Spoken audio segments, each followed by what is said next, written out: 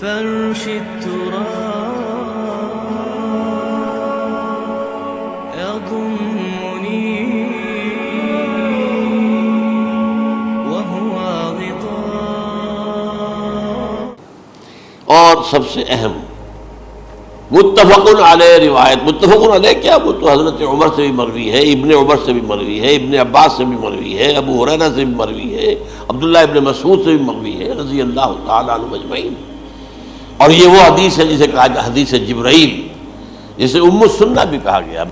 اس میں جو آخری سوال کیا حضرت جبرائیل نے حضور سے، چوتھا، پہلا یہ تھا کہ اسلام کیا ہے مجھے بتائیے، ایمان کیا ہے، اس کی حقیقت کیا ہے یہ مجھے بتائیے، تیسرا احسان کیا ہے یہ بتائیے، چوتھا یہ قیامت کے بارے میں بتائیے کب ہوگی. حضور نے فرمایا کہ اس کے بارے میں جس سے سوال کیا جا رہا ہے وہ اس سے زیادہ نہیں جانتا جو کہ سوال کر رہا ہے. اب اس کے کئی مفہوم ہو سکتے ہیں کہ بہرحال یا تو حضرت، چونکہ بعد میں معلوم ہوا کہ حضور نے پہچانا نہیں کہ یہ جبرائیل ہے، بلکہ جب سوال جواب ہو کر وہ چلا گیا شخص تو اچانک حضور کے ساتھ ذرا ردو ہو ہی لیا، ذرا بلانا اس کو دوبارہ لانا. اب جو دیکھا کہ وجود ہی نہیں اس کا، آسمان نے اس کو چکھ لیا، زمین نے نگل لیا، کیا ہوا ہے؟ پھر آپ نے یہ جبرائیل تھے جو تمہیں تمہارا دین سکھانے آئے تھے جبکہ تم سوال نہیں کر رہے ہو. یہ بڑے بیسک کوسچن تھے، اس لیے کہ دنیا کے ہمارا نظام اسلام پر ہے، ایمان پر نہیں ہے.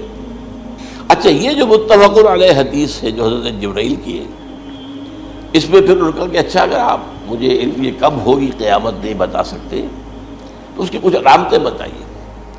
یہ بڑی عظیم تھا، کیونکہ یہ تو تمام احادیث کے اندر میں نے عرض کیا نا کہ سب سے زیادہ صحابہ سے منقول ہے. اور آپ نے فرمایا کہ جب لونڈی اپنی مالکہ کو جنے گی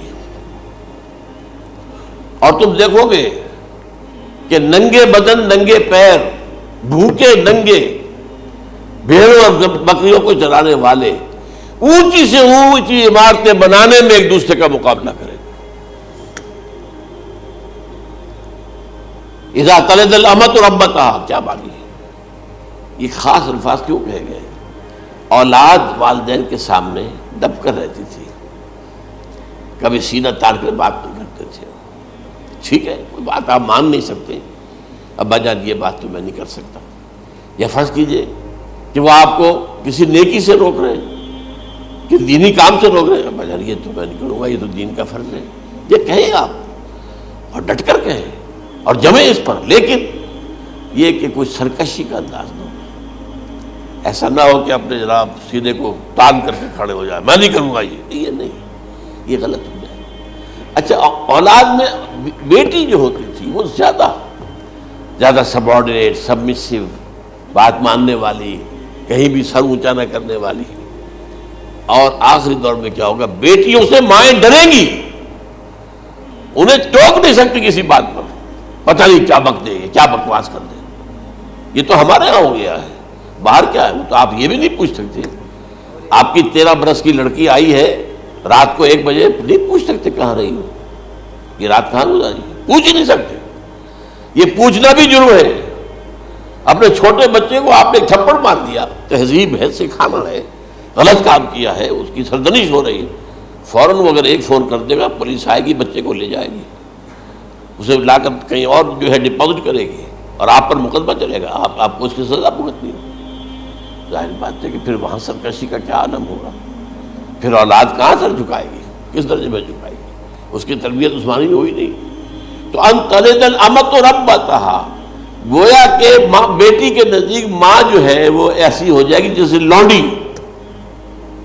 گویا کہ لونڈی نے ایک اپنی مالکہ کو جنم دیا ہے، بیٹی مالکہ بن جائے گی اور ماں جو ہے لونڈی بن جائے گی.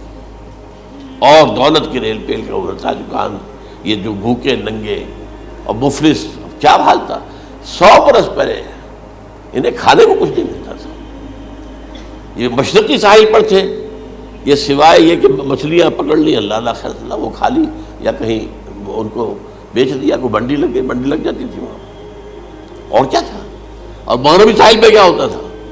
ساری ان کی معیشت حج کے گرد گھومتی تھی. حاجی آئے ہیں، خریداریاں کر رہے ہیں، اور آپ کو معلوم ہے پوری دنیا سے مال پہلے بھی پہنچتا تھا وہاں. آپ کو جو ہے ہر ملک کے ہر کونے کا پھل وہاں مل جائے گا آج بھی. اور وہاں پر یہ ہے کہ سب سے بڑی بدوؤں کے لیے سب سے بڑی بات کیا تھی؟ قربانی کا گوشت. اسے وہ سکھاتے تھے، سخت چمڑے کر کے کھاتے تھے. یہ ان کا حل تھا. آج جا کر دیکھیے نئے شہر بن رہے ہیں، امریکنز کو کانٹریکٹ دیے جا رہے ہیں، بالکل ماڈرن شہر بنا دو. ایک ایبسولوٹلی ماڈرن شہر جو ہے وہ جو مشرقی ساحل کے اوپر جو پہلے سے آرام کو سٹی ہے، امریکن سٹی ہو، اس کے اندر کوئی سعودی بھی داخل نہیں ہو سکتا سوائے جس کے پاس اس سٹی کی طرف سے لائسنس نہ ہو. اور اس کی چار دیواری کے اندر، چار دیواری کیا فصیل کے اندر کہی ہے، جو چاہو کرو، کوئی تم پر پابند نہیں رہے. ننگے نہاؤ، تالاب ہے نہا رہے، ننگی عورتیں ننگی مرد نہا رہے، کوئی پوچھنے والا. اب اسی قسم کا ایک سٹی آباد ہونا جا رہا ہے مغربی ساحل پر، جدہ اور یمگو کے درمیان. اور اس میں اصل میں جتنی بھی دولت ہے جو پیٹرول کی ہے وہ وہیں پر رکھ لی جاتی ہے امریکہ کے اندر، تاکہ امریکہ جو ہے ایسے ایسے پروجیکٹ بنا کر جب تمہیں دے گا تو اس میں سے پیسے لے گا، وہ نہیں ملتی ان کو واپس. بہرحال یہ تو میں نے ایک جگہ آپ سے ذکر بھی کیا تھا، دی کنفیشنز آف این اکنامک ہٹ مین. وہ کنفیشنز کی بات جو ہے اگر آپ میں سے کسی کو دلچسپی ہو تو اسے پڑھیں کہ کس طریقے سے 1973 کے آئل امبارگو کے بعد جو شاہ فیصل شہید کے زمانے میں ہوا تھا، پھر جس طریقے سے امریکہ نے ان تمام ممالک کو جکڑ لیا ہے، اس کا پورا جو پروسیس کیا تھا وہ سامنے آتا ہے. پر اس کے بعد آتا ہے علامات کبریٰ کا ذکر، بڑی علامتیں جو کہ بالکل خرق عادت کے انداز میں ہوگی. ان کا معاملہ جو ہے وہ آپ کے ناپ تول میں نہیں آ سکتا، آپ کی کیمسٹری فزکس ان کا جو ہے وہ نہیں کر سکتی ادراک ہوگا یہ قیامت کی. ان میں نمبر ایک کیا ہے؟ ایک بہت بڑا دھواں آئے گا، پوری دنیا کو لپیٹے گا. نمبر دو، دجال کا ظہور ہوگا جو اپنی خدائی کا دعویٰ لے کر آئے گا اور بنوائے گا. اس کے ہاتھ میں ہو جائیں گے، قبضے میں ہو جائیں گے سارے ذرائع پیداوار کے. اس کی طرف بھی پہلا قدم اٹھ چکا ہو، ٹرپس کے نام سے معاہدہ ہو چکا ہے. کوئی ملک اپنا بیج پیدا نہیں کر سکتا. یہ بیج ہم نے ڈیولپ کیے ہیں. ان کے ڈیولپمنٹ سے پہلے تم ایک ایکڑ سے کتنی گندم لیتے تھے، آج کتنی لے رہے ہو؟ کس بنا پر؟ جینیٹکس کا جو کام ہم نے کیا ہے اس کی بنا پر ہو رہا. ہاں تو ہمارا حق ہے، اس کی رائلٹی ہمارے پاس آنی چاہیے. لہذا صرف ان اداروں سے، ملٹی نیشنل سے خریدا جائے گا بیج.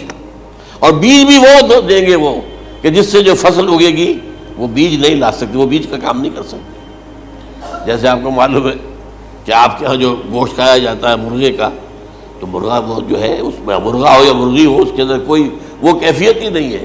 ان کے انڈے جو ہے ان سے آپ بچے حاصل نہیں کر سکتے. ہے تو انڈا، دیکھنے کو تو انڈا ہے، لیکن وہ بنڈا جو ہے اس سے بچہ تو نہیں حاصل کر سکتے. ایسے ہی وہ گندم کا بیج لیں گے، نظر آئے گی گندم، لیکن اس کے اندر وہ صلاحیت نہیں ہے کہ اس سے جو فصل اگے گی اس کا نتیجہ جو ہے وہ بھی آپ لے سکتے. یہ ہونا ہے، اللہ جانے. قدم اٹھ رہے ہیں ادھر.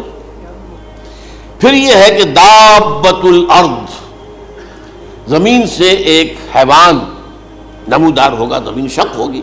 ابھی میں کہہ رہا ہوں خرق عادت ہے، یہ چیزیں وہ نہیں ہیں جو ہماری کسی حساب کتاب میں جو باتیں پہلے آئی ہیں وہ تو حساب کتاب میں آ رہی ہیں، ساری سمجھ میں آ رہی ہیں، ساری چیزیں مشاہدہ ان کا ہو رہا ہے. لیکن یہ ہے کہ دابۃ الارض، یہ کہتے ہیں کہ کوہ صفا، اس میں تو نہیں ہے حدیث میں، کوہ صفا پھٹے گا اور اس میں سے ایک حیوان دابہ وہ ظاہر ہوگا. تو اسی لیے فرمایا ہے وَإِذَا وَقَعَ الْقَوْلُ عَلَيْهِمْ أَخْرَجْنَا لَهُمْ دَابَّةً مِّنَ الْأَرْضِ تُكَلِّمُهُمْ. تو ہم اندر سے پیٹ کے چیر کر زمین کے پیٹ کو ایک حیوان کو برآمد کریں گے جو انسانوں سے بات کرے گا، گفتگو کرے گا. نمبر 4، طلوع الشمس من المغرب، یہ بھی خرق عادت. سورج تو طلوع ہوتا ہے مشرق سے، غروب ہوتا ہے مغرب میں، لیکن اس وقت معاملہ الٹا ہو جائے. یعنی جو کائنات کے اندر جو گڑبڑ ہوگی کچھ سمجھ میں بات آتی ہے کہ یہ معاملہ جو ہے یہ تو اس پورے سولر سسٹم کو اگر بدل دیتے ہیں تو مشرق مغرب ہو جانا، مغرب مشرق ہو جانا، یہ سمجھ میں آنے والی بات ہے. اس کے بعد ہے عیسیٰ ابن مریم کا نزول، جس کے بارے میں آج میں نے گفتگو کی ہے تفصیل سے. یہ نزول ہونا ہے، یہ علامات قیامت میں سے حضور نے بیان فرمایا ہے، اور قرآن مجید کی جو اصطلاحات ہیں اس کے حوالے سے میں نص قطعی جو ہے وہ میں آپ کے سامنے رکھ چکا ہوں. پھر یاجوج ماجوج کا ایک معاملہ ہے، یہ میں ابھی اس وقت زیادہ اس پر بات نہیں کر سکتا۔ حضرت عیسیٰ علیہ السلام کے نزول کے بعد دو کام ہوں گے، یہودیوں کا قلع قمع ختم، تمام یہودی، ایک کام تو یہ ہونا ہے، اور نمبر دو عیسائیت کا ختم ہو جانا۔ عیسائیت کی نفی کر دیں گے، بھائی تم مجھے خدا کا بیٹا بنائے بیٹھے ہو، میں تو خدا کا بیٹا نہیں ہوں، میں تو اس کا بندہ ہوں، رسول ہوں، میں نے تم سے کب کہا تھا کہ مجھے خدا کا بیٹا بناؤ۔ نمبر دو یہ کہ وہ خنزیر کو قتل کر دیں گے، یعنی یہ تم نے خنزیر کب سے کھانا شروع کر دیا؟ میں تو تم کو نکاح اجازت دے کر گیا تھا، یہ تو شریعت موسوی میں حرام تھا، اور میں کہہ کر گیا تھا کہ یہی شریعت تم پر لاگو رہے گی، ہاؤ کم تم نے کیسے یہ؟ آج بھی بہت سے رومن کیتھولکس جو ہے وہ سور نہیں کھاتے، وہ اس میں ہے ان کے اندر کچھ نہ کچھ بات جو ہے جو حضرت عیسیٰ کی تعلیمات کا کچھ اثر ان کے ہاں ہے۔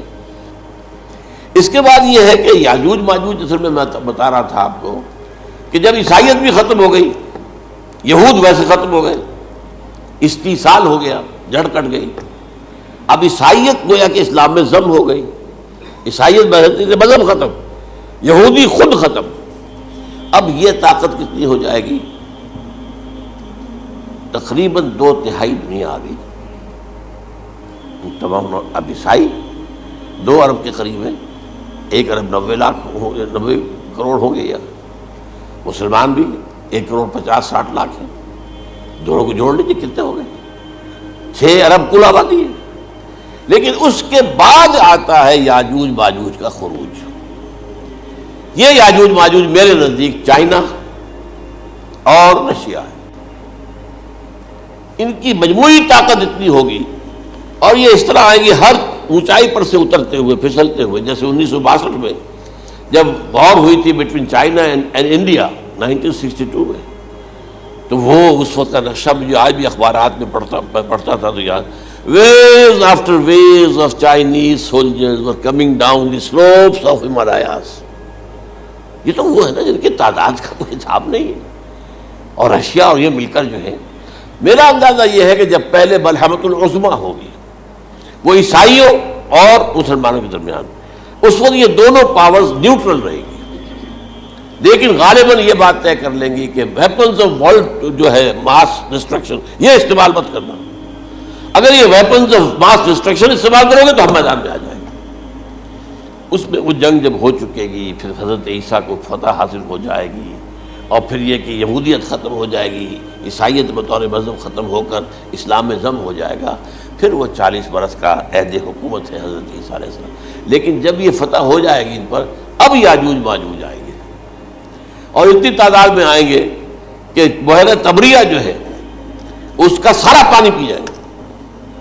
یہ تو اگر آپ کو کبھی اندازہ ہو، یا کوئی آپ جانیں ان لوگوں کو جو ان چینیوں سے واقف ہیں، وہ کہتے ہیں زمین پر ہلتی ہوئی کوئی چیزوں سے وہ چھوڑی چھوڑ کے کھا جائیں گے، جہاں وہ جاتے ہیں ایز اے لیبرر، وہاں کے جو سارے کتے ہیں ختم، ساری بلیاں ختم، ہر شے، وہ جو سانپ کھاتے ہیں، ہر چیز کھاتے ہیں، اور یہ تمام ایسٹرن کنٹریز کے اندر ہوتا ہے، بڑی ڈیلیشس ڈشز ہیں یہ سانپ وغیرہ وغیرہ، اور یہ جس طرح کھا جائے، پانی پیائے، ایک قطرہ نہیں رہے گا اس پر۔